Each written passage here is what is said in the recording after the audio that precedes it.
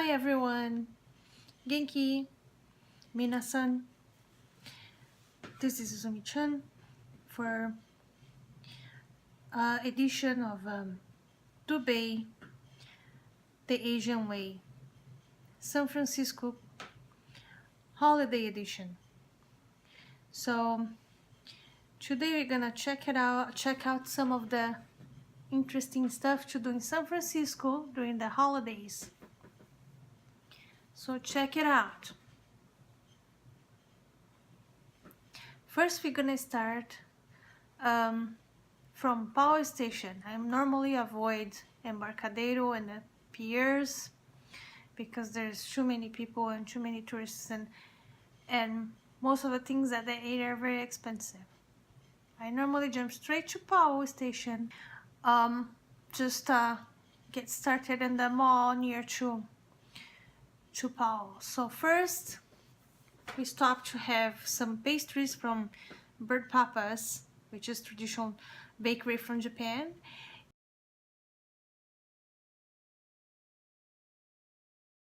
And we do that at the Westfield Mall, right inside the Power Station.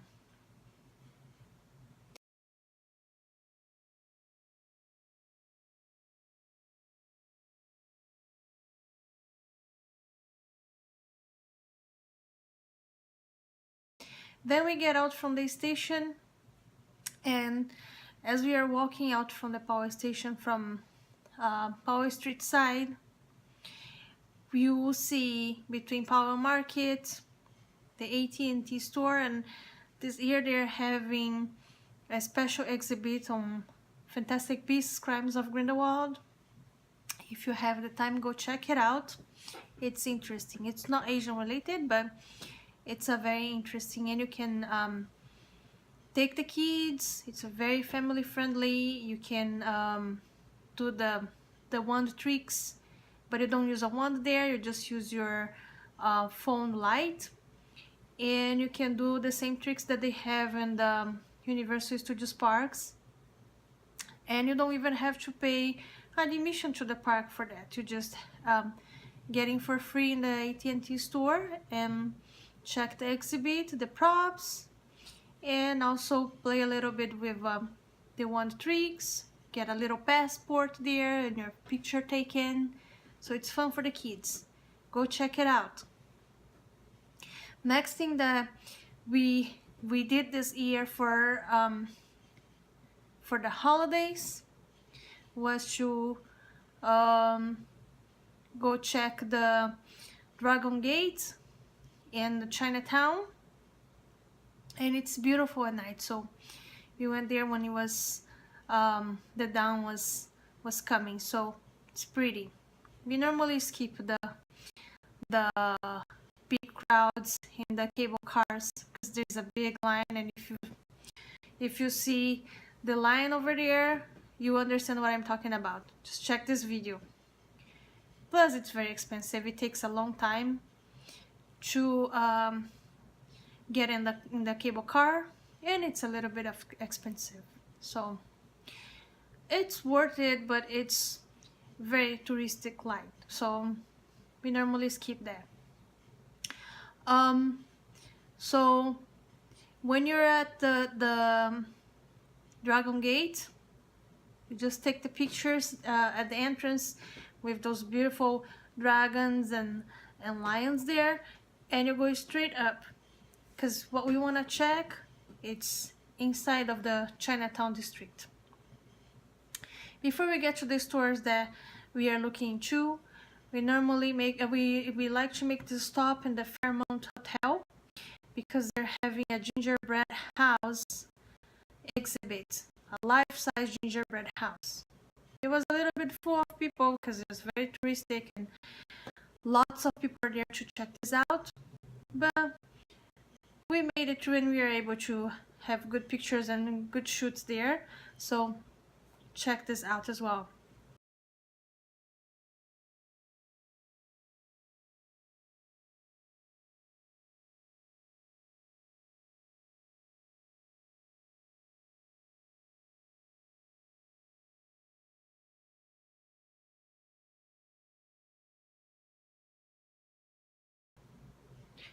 So we go back again to the Chinatown district, and what I thought it was interesting to do, and this is um, very affordable, it's not something very expensive, it's to go and check the Dragon Bird's candy store, which is the Dragon Papa store, and it's amazing. We were talking to the guy in the store, and check this out. He was explaining to us that his family is one of the 3 families in US that makes this candy, and the process is very complicated because they will just get molasses and keep on pulling until they make this little thread that becomes this little white little thread, and they'll gather all the pieces of threads together and wrap it around the peanuts and coconuts and ginger, I think. I can't remember. No, sesame. They will wrap it around, and that's how they make that candy that they have. And it's really special. He said that his family has been doing this candy since the emperor's time, and his ancestors used to do for the emperor. So feel royal when you go there. Next thing that's interesting to do in the Chinatown district is go check out the fortune cookie factory as well. So the fortune cookie is not exactly Chinese treat, it's actually historically Japanese. But since the Asians, all different Asians came to US, the stores that make fortune cookie here in US are mostly Chinese, so that's why you will find the fortune cookie shop in Chinatown here. But if you're going to China, you're not gonna find them there, and actually you're gonna find the person who invented the fortune cookies in Japan. So I thought it was an interesting thing to check out, but just a warning there, don't go at nighttime because the street is very small and it's a very shady place to go to, so go during daytime. We went there at night and it was a little bit scary to walk through the alley to get to the store. It's a very narrow store, a car can barely go through, so just try to go during nighttime. But other than that, it was nice. There wasn't anything shady or anything weird in that area. It was just an empty street, but it's just dark there, so it's kind of scary to go at nighttime.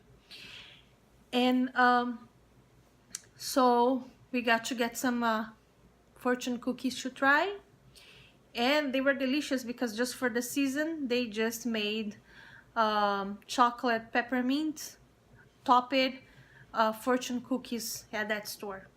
So if you have time, also go check this out. And after getting to the end on Chinatown district, we walk all the way back, and our way back we just got to see many things, such as a Chinese shrine on the way, and also the Museum of Chinese Immigration.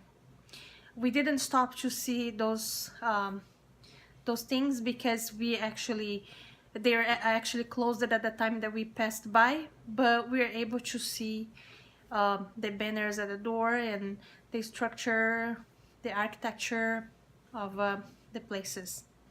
From there we headed to the traditional Balding store to check how they make the bread, but the store was already closed. But we were able to get some pictures of the beautiful breads that they make there. If you've never been there,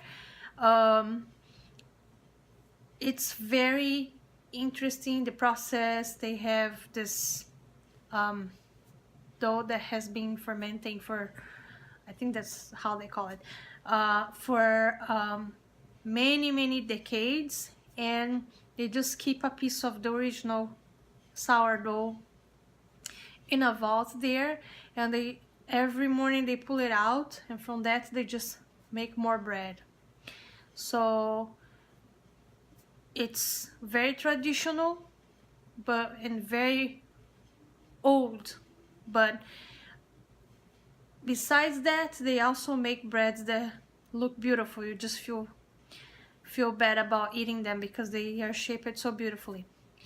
And lastly, we line up in the main show Tokyo to have dinner.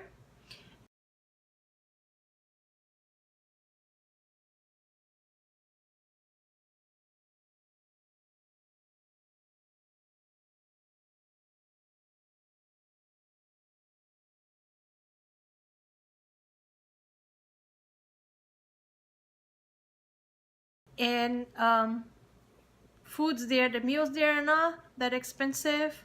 That's why we went to check it out. But the line is very long. We were waiting for 1 hour, but there are people there that are waiting longer than we were.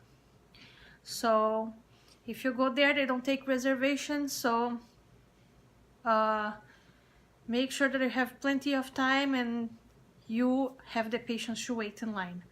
But the food is really good, and I learned something new about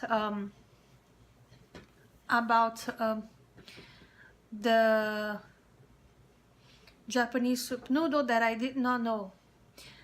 They use, in that restaurant, they use a natural dashi, and not very different from the ones that we see selling on the grocery store, which are mostly synthetic. But the ones that they have it in there, they are natural.